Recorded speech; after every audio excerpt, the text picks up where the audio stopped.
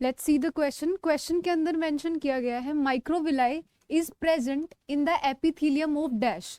Microvilli जो है वो किस तरीके की एपिथेलियम के अंदर में प्रेजेंट होती है, हमें इस क्वेश्चन के अंदर ऑप्शन मेंशन करे गए हैं। और आपको अगर आंसर्स ऑप्शंस सारे के सारे एग्जांपल्स अगर याद हैं तो आप इस क्वेश्चन को इजीली सोल्व कर सकते हैं। पहले ऑप्शन में दिया गया है वॉल ऑफ ब्लड वेसल, तो आपको पता होना चाहिए कि यहाँ पे हमारा स्क्वेमस टिश्यू प्रेजेंट होती है, स्क्वेमस एपिथेलियम प्रेजेंट रहती है, और यहाँ पे माइक्रोविलाई का कोई भी मॉडिफिकेशन प्रेजेंट नहीं होता।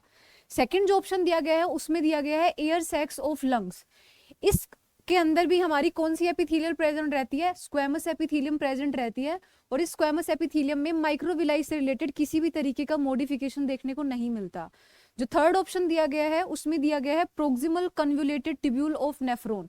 अगर आप लोगों को थोड़ा सा भी नेफ्रॉन का स्ट्रक्चर याद है तो इस स्ट्रक्चर के अंदर हम कुछ इस तरीके से बोमिन कैप्सूल को देखते हैं, और यहाँ पे हमारी पीसीटी होती है, इसके बाद में हमारा लूप ऑफ हेनले आता है, और उसके बाद में क्या आता है, डीसीटी वाला पार्ट आता है। तो ये जो पीसीटी वाला पार्ट होता है यहाँ पे क्यूबॉइडल सेल्स प्रेजेंट रहती हैं, और इन क्यूबॉइडल सेल्स की जो ल्यूमन साइड होती है वहां पे सरफेस पे कुछ ऐसे ब्रश लाइक स्ट्रक्चर्स प्रेजेंट रहती हैं जिसको हम माइक्रोविलाई बोलते हैं। इन सेल्स को क्या, सेल्स के ऊपर जो एक्सटेंशन है उसको माइक्रोविलाई बोला जाता है, और ये माइक्रोविलाई काम करती है एब्जॉर्प्शन का।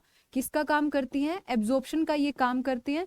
और थर्ड ऑप्शन में मेंशन किया गया है कि proximal convoluted tubule of nephron, तो डेफिनेटली हमारा ये आंसर बिल्कुल सही जाता है। फोर्थ ऑप्शन में दिया गया है स्किन सरफेस, तो स्किन सरफेस में कौन सी एपिथेलियम प्रेजेंट रहती है, कंपाउंड एपिथेलियम।